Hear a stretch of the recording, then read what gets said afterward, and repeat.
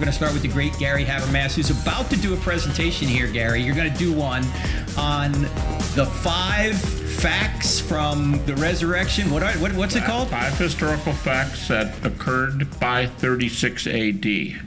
And they're knockout evidences for the resurrection. Hey, let's go. They really can't be refuted. Can't be refuted, eh?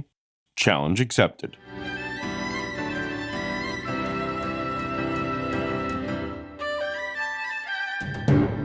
Welcome to Paulogia, where a former Christian takes a look at the claims of Christians. You may recall earlier this year when... Today I am joined by Dr. Gary Habermas, and we're looking at some new evidence for the resurrection of Jesus. It's going to be a really exciting episode because I don't even know what he's talking about. Dr. Habermas stumbled through his first attempt at the presentation he's now giving at an apologetics conference promoted by Frank Turek. Historical facts that occurred by 36 AD. Let's go through those. It's going to take you an hour to do it, but we're going to do it in 12 minutes. Estimated time 12 minutes, so this should take about 5 or 10 minutes. You may also recall that Gary evoked the name of New Testament scholar and friend of the channel, Dr. Bart Ehrman, to lend credibility and gravitas. Unfortunately, when I had Dr. Bart Ehrman on to double-check the work, Bart refuted Gary's assertions rather than endorse them. And I don't mean it like that. You just can't pick and choose these things. No. Why do people say that? I think they definitely were not. No. What? Why would we think that? I don't think that. I've never thought that. No. I don't know what these people are thinking. No, it doesn't say anything about that. In the months of refining his 5 facts pitch, Gary may well have heard the response from Dr. Ehrman and myself, as he's removed some of the most egregious problems we pointed out. But let's see if he's fixed them all, or merely traded them for new problems. So go. What are they? Okay, after the crucifixion, I change around on what should be the earliest one, but probably James's conversion. James's conversion. Probably. And the reason is we have multiple attestation that James was an unbeliever, twice in Mark and once in John. But by the time the so-called upper room happens after the ascension, he's there with mom and the boys. It says Jesus and his brothers. So I suppose that if one takes Acts as historical, this would be true. It looks like the conversion is between the resurrection and basically Pentecost. All right. So I'd say it's early. That's one. Number 2 is the earliest Christian preaching, which, according to people like Gerrit Ludemann and Bart Ehrman, atheist New Testament scholars, the preaching began immediately. Now, I just heard Bart in a broadcast this morning say, what does immediately mean? I mean, he said, is it a day, is it a week, is it a month? We don't know. Yeah, this makes me pretty sure that it was my video Gary was listening to. And I think they believed in it fairly soon. I doubt if it was on the 3rd day. It might have been, a week later, 2 weeks later, a month later. But it's very, very early. Well, I'd go with a month. I mean, that's immediately. Well, at least comfortably in your first 3 years timeline. At that point, it's unstructured. It's oral, and there's no creeds, and it's just out there for people. But the estimate now is up to 90% of Jesus' listeners were illiterate. And because they are, it's one of the reasons the creeds start coming along. Now, creeds are oral statements. That's how they taught it. They taught it so that everybody could memorize it, even if they were illiterate. So these early creeds, it's hard to date them exactly. But the Pauline creeds are obviously before Paul's epistles, where they were written down. Exactly. All we can know from the evidence is that they existed before they were written down. In the early 50s AD. And I'll date the pre-Pauline creeds. Listen up, everyone. Gary has settled upon a date for the thing he agrees no specific date can be settled on. It's occurring either prior to Paul's conversion, or by his conversion, or by his first trip to Jerusalem in 36 AD. Why? You just agreed that it's hard to date the creeds. Without some justification here. Look, it's just making stuff up. Right in that little tiny window from about 1 to 5 years after the cross, these creeds come into existence. Based entirely on your arbitrary instinct and say-so. Normally, I wouldn't care that someone's giving a guess about historical timing. But the title of the lecture is 5 Historical Facts That Occurred by 36 AD. He's arguing for the veracity of the claims based on this specific date, while acknowledging that the actual date could just as easily be 20 years later. And 1 Corinthians 15:3 and following is the best known one. It's very, very early. Is it early, Dr. Ehrman? And Gary Habermas's protege, Dr. Mike Licona? People are telling me all the time that this 1 Corinthians 15 thing, is written within 6 months of Jesus' death, or it's Yeah, written I don't 3 know. years. Where do they get that? I don't know. They never provide evidence for it. They make it up.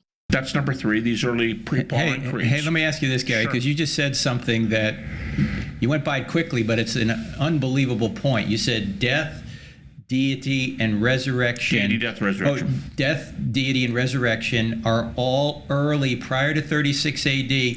What about the people, the liberals or the critics who say, well, the deity of Christ only developed later, decades and decades later. It just shows up in the Gospel of John, and you're saying, no, it's early. How? It's very, very early. Bart Ehrman's latest view, he nuances some of his things he used to say. That's code for, I was misrepresenting him until I got caught. He believes, if I have him right, in his How Did Jesus Become God book, Ooh, let's get that handy for reference checking. he says Jesus did not teach his deity, but the earliest disciples did immediately, and it's a very high Christology from the outset. Well, that's just not true, Gary. In the book you're citing, Bart specifically says that the earliest view was low Christology. Evaluating the earliest views of Christ.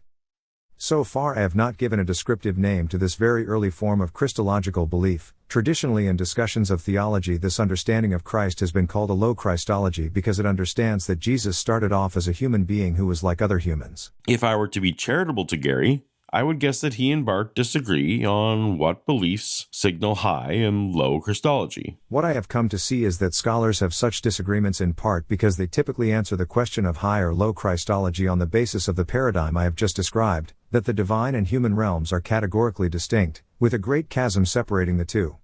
The problem is that most ancient people, whether Christian, Jewish, or pagan, did not have this paradigm. For them, the human realm was not an absolute category separated from the divine realm by an enormous and unbridgeable crevasse. On the contrary, the human and divine were two continuums that could, and did, overlap. To ancient Christian, Jewish, and pagan sources alike, a human could be divine, either through adoption or elevation to a level of divinity they did not previously have, or by nature or incarnation. An already divine being, temporarily or permanently, becomes human. One of my theses will be that a Christian text such as the Gospel of Mark understands Jesus in the first way, as a human who came to be made divine. The Gospel of John understands him in the second way, as a divine being who became human. Both of them see Jesus as divine, but in different ways. And so, as we'll see, seeing Jesus as divine doesn't automatically affirm the high Christology Gary puts forth. It's fine for Gary to take such a view, but he shouldn't appeal to Dr. Ehrman's book for support. Which is, he was on the right hand of God. Dr. Ehrman explains right hand of God in low Christology context, not high. God had taken Jesus, exalted him to his right hand in a position of authority and power, made him the Lord of all, who would rule over all things.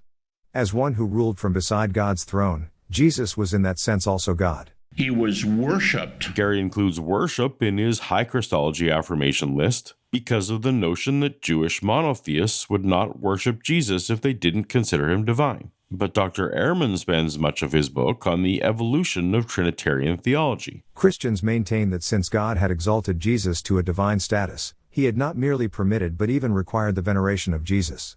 For now it is enough to stress that this was indeed the case. Christians insisted that they believed in only one God, and yet they revered Jesus as divine and worshiped their Lord Jesus along with God. Ehrman notes that the Bible itself contains passages commanding that Israelites not worship other heavenly beings, which implies that people were indeed worshiping non-God heavenly beings. Read Dr. Ehrman's book for all the nuance, but worship alone isn't a marker that uniquely differentiates a high or low Christology. I mean, right away, right hand of God worshipped and he was pre-existent. It's important to emphasize here, again, that there are many ways that Jesus being at the right hand of God, to be worshipped, and to be thought of as pre-existent, are compatible with initial low Christology theology.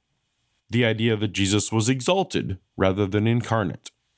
Gary won't agree with the ideological evolution that Bart observes, so we won't use the quotation directly, but I think this is where he wants to claim that Dr. Ehrman affirms Dr. Habermas's speculative timing. I contend that the earliest exaltation Christologies very quickly morphed into an incarnation Christology, as early Christians developed their views about Jesus during the early years after his death.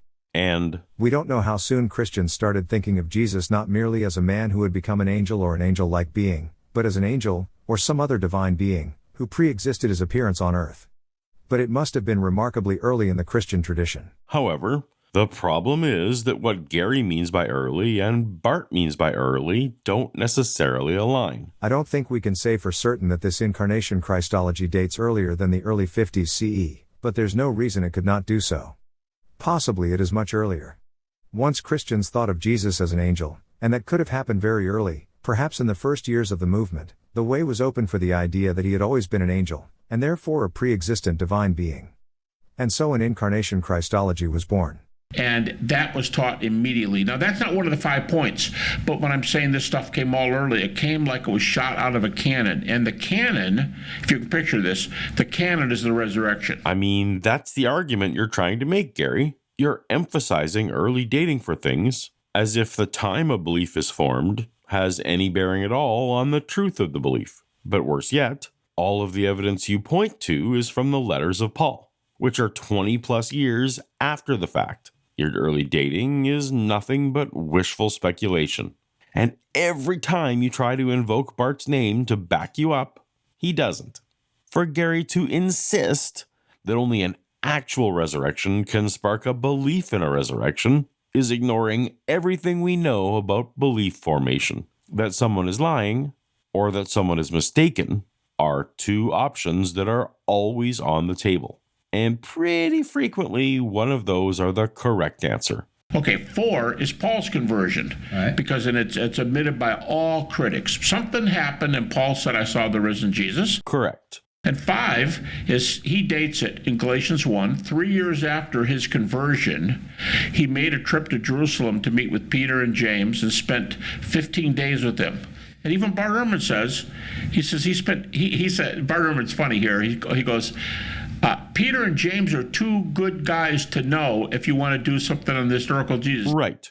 That sentiment from Bart applies to historical Jesus, not resurrected Jesus.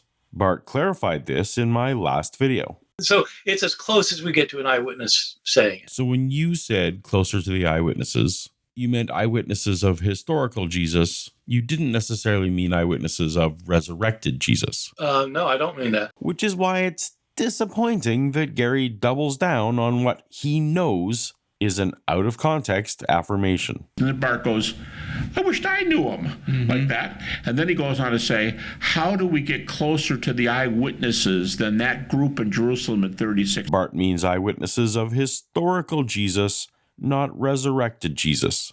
Assert what you want, Gary, but stop invoking Dr. Ehrman's name on this. I think it's the strongest eyewitness argument in the New Testament because we have to do a lot of arguing to get one of the gospel authors. Who's the author? That's an excellent admission by Gary. A scholar has a long way to go to convince anyone of the authorship of the Gospels because the case is not clear and not strong.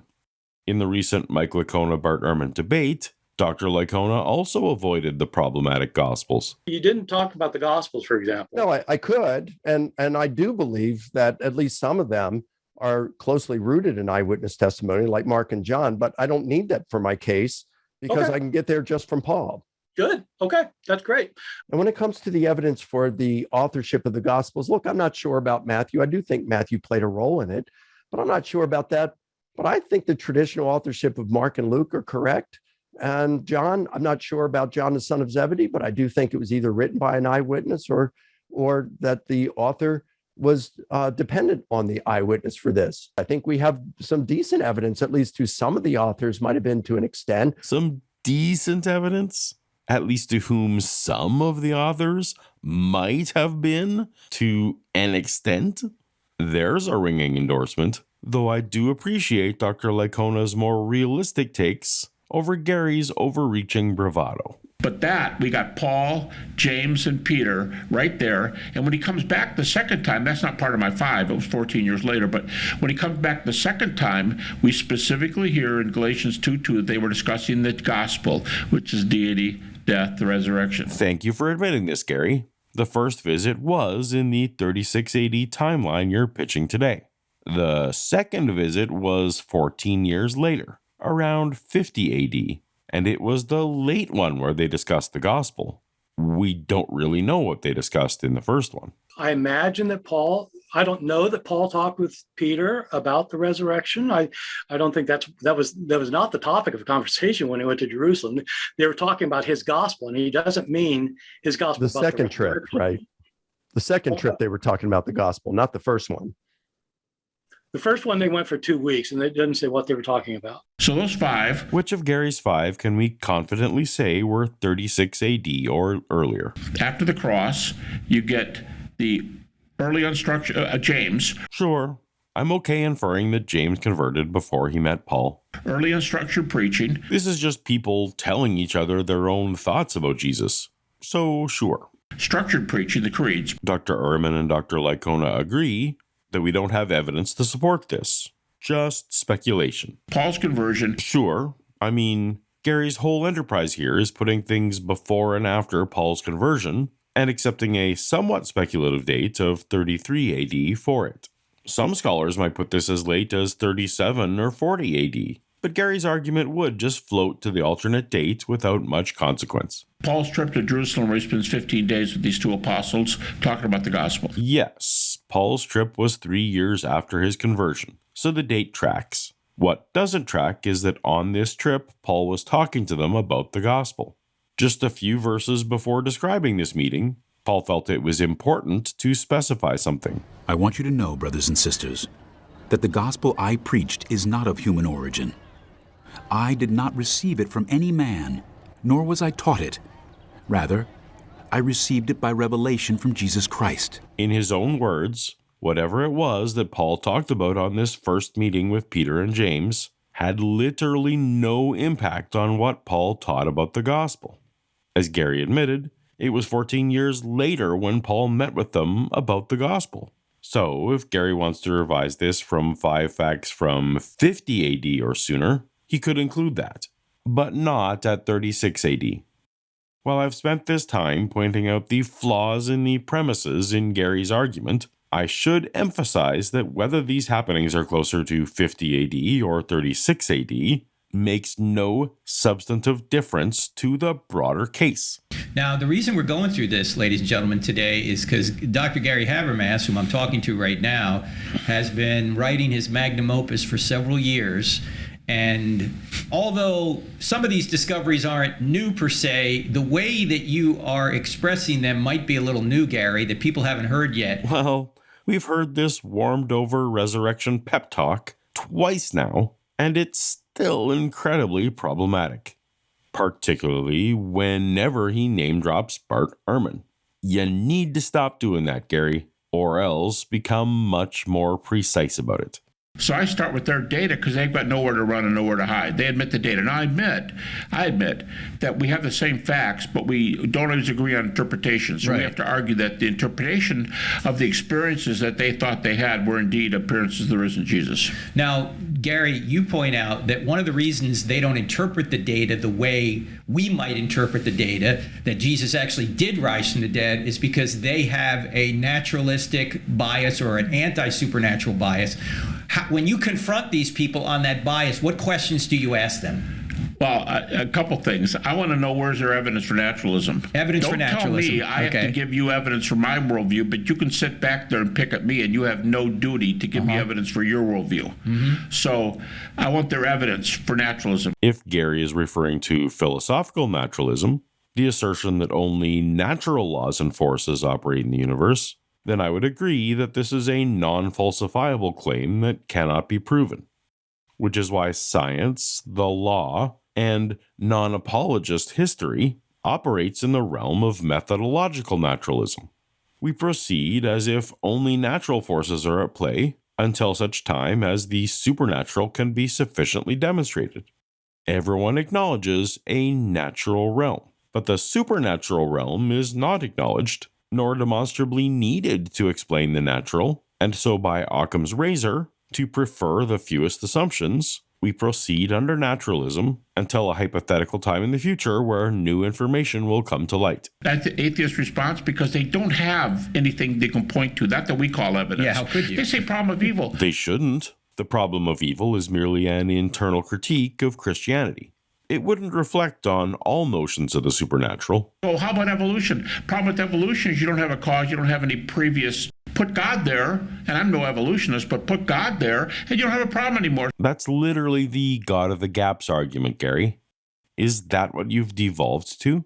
And if you don't have cosmology, you don't have a beginning. C.S. Lewis said if there ever was a time when nothing existed, nothing would exist now. Naturalists do not posit a time when nothing existed. That's what Christians do. This quote, in this context, serves only to demonstrate Gary's lack of understanding of positions not his own. That's the biggest objection you get right now is worldview. And the big thing I'm coming back with is we know there's an afterlife. We know there's a lot of afterlife reasons. Someone just told me today that a leading atheist, I won't use his name until I confirm the quote, but a very well-known top 5 atheist. What's a top 5 atheist? Are there official rankings somewhere that I'm not aware of? Are Christians also ranked? Who's ranked higher, me or Gary? Has said that 1/3 of atheists and agnostics believe in an afterlife. Am I supposed to feel confident in Gary's ability to research sources when he cites anonymous hearsay rather than spend 30 seconds looking for the survey itself? It's this one from 2014 by a group called the Austin Institute for the Study of Family and Culture. While the organization's official website has the artifice of religious neutrality, an Austin Chronicle investigation into the group shows strong right-wing religious conservative ties, bias, and purpose. I didn't delve too far down that particular source methodology rabbit hole, because Gary does seem to acknowledge the dubiousness of this stat. If Gary wants to actually make some kind of point out of this, might I suggest this more recent and reputable study from Pew Research in 2021, showing that 3% of atheists and 26% of agnostics believe in heaven. Still pretty high. This strikes me as odd, but if true, further waters down Gary's assertion that an anti-supernatural bias is the only reason people reject Jesus' resurrection evidence. Clearly not. Well, our mutual friend Norm Geiser used to say it's easy to smell a rotten egg, it's hard to lay a better one. Yeah, they just want to smell our rotten egg thinking we got it wrong, but they don't have to give any positive viewpoint for their worldview, when of course they do, and our egg isn't rotten, because you've done some great work on this, Gary. Well, that's the second volume. The second volume is 1,100 pages on naturalistic theories. Oh, is it? Are you going to include mine, Gary? I bet you don't. Okay, a naturalist. And they don't take a position on naturalistic theories much anymore, do they? They usually don't, because Bart Ehrman says it himself. He says, when I was an evangelical, I used to love people to give me a naturalistic theory because we had the data and we would argue them in a corner pretty quickly and they would look pretty bad. And then he goes on to say, very soon, he makes this comment, then he goes, I'm not going to pick a naturalistic theory anymore. I'm not sure when this changed exactly, but in recent appearances, Bart has not been shy about postulating the specific scenario that he feels is most likely. My question is, why did the disciples believe Jesus was raised from the dead? Ask yourself this. Why do people today believe that Jesus was raised from the dead? Because they heard stories. They've heard that it happened and they believe it. That's true now, is true 100 years ago, is true 500 years ago, is true 2,000 years ago. People tend to believe miracles because they've heard about it. And the resurrection has one piece of evidence behind it, that there were people who said they saw Jesus. These other things would not convince anybody of the resurrection. People believe they saw Jesus. Paul believed he saw Jesus. You have these accounts abundantly attested, that Paul saw Jesus, Peter saw Jesus, Mary, and I think probably these three people, I think you could say they saw something that they, as Mike said, that they interpreted as being Jesus. What about others? We don't have good accounts. Do you need supernatural interventions for somebody to have seen something that wasn't there? Mike called those hallucinations. I'm okay with hallucinations. I prefer to call them visions. According to Bart Ehrman, Peter, Paul, and Mary having some kind of experience of risen Jesus is sufficient to explain the entire rise of Christianity. Personally, I think Mary is superfluous here, but this is pretty close to what I've been advocating for years now. Agree with us or disagree with us, Gary should no longer be peddling this completely inaccurate narrative about Dr. Ehrman. The number of things Gary is wrong about is stacking high. He goes, I'm not going to take a stand for anyone. And his reason is, according to David Hume, any theory is better than the resurrection. He says, the fact that the disciples stole the body was not a fact, but that the disciples stole the body is a dumb theory, but it's better than a miracle. So he messes up Hume, because that's not Hume. Right. Now, I'm no philosopher, but I think it's Gary that doesn't understand Hume's maxim from his essay of miracles, that no testimony is sufficient to establish a miracle unless the testimony be of such a kind that its falsehood would be more miraculous than the fact which it endeavors to establish. When anyone tells me that he saw a dead man restored to life, I immediately consider with myself whether it be more probable that this person should either deceive or be deceived, or that the fact which he relates should really have happened. I weigh the one miracle against the other, and according to the superiority which I discover, I pronounce my decision and always reject the greater miracle. If the falsehood of his testimony should be more miraculous than the event which he relates, then, and not till then, can he pretend to command my belief or opinion. We're talking about what can be established purely on the basis of testimony, not about miracles in general. That someone is lying or mistaken is more likely than a miracle. He always gets on people for not being New Testament scholars. Well, he should be a philosopher. He's going to talk about David Hume. That's a coincidence, because Bart thinks that you should be a historian if you're going to make historical proclamations. That's something I could ask Gary Habermas. He would be familiar with that. No, he's another Christian apologist. Why don't you ask a historian? Don't talk to me about Hume and say your source is Greek. Don't talk about yourself and say your source is Bart.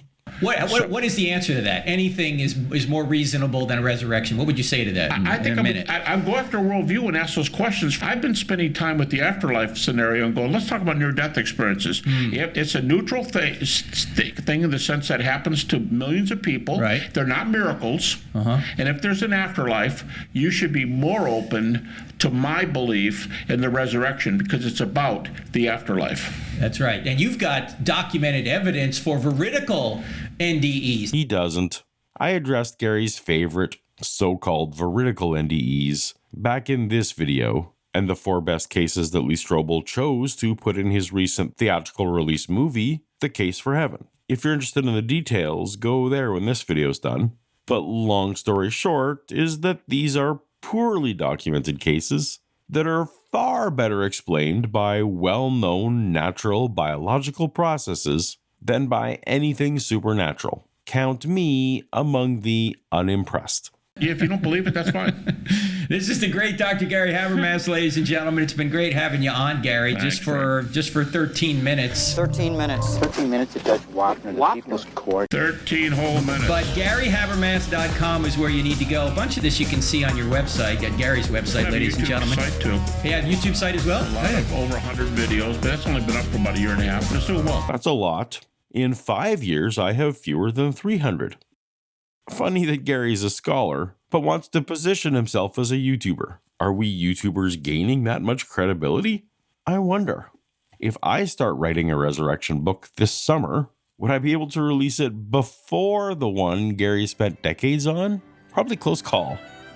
If you haven't already seen Bart Ehrman's first response to Gary's presentation of these 5 early facts, tap on the thumbnail on screen now, and I'll see you over there. Later.